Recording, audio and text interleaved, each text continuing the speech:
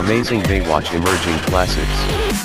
The king of motorcycle wheeling and dealing, Scott Redmond, is the man responsible for your twice-weekly fix of second-hand bike bargains on the web.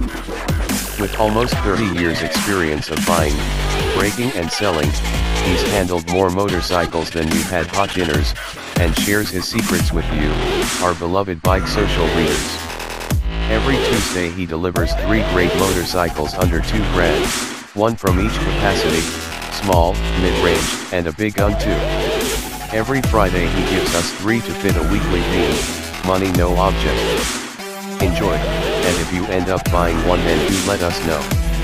Manufacturers often create a tiddler for their range that mimics a larger capacity bike that's part of their lineup. Suzuki did pretty well with their original RG125 Gamma. It shared the same graphics, paintwork, and looks of the iconic RG500. It also used the same 54mm x 54mm bore and stroke. Come the 1990s, Suzuki had a new 2-stroke king. To cash in on the success of their RGV250, they replaced the original RG125 with an all-new RGV250 inspired model.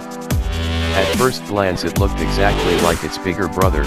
Look a little closer and you have to remind yourself that this was only a 125 cubic centimeters machine. The spec was really impressive. That upside-down forks and 3-spoke wheels were just half of the attractions.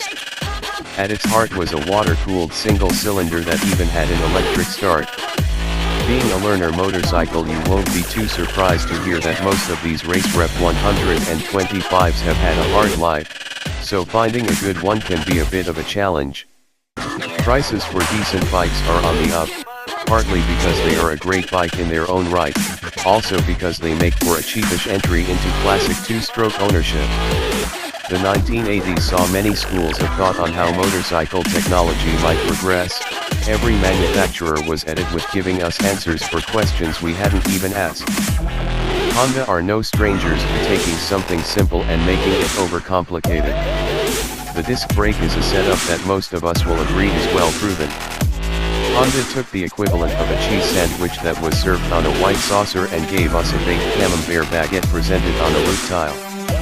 Honda's idea was to put the simple and effective disc brake and encase it in a drum.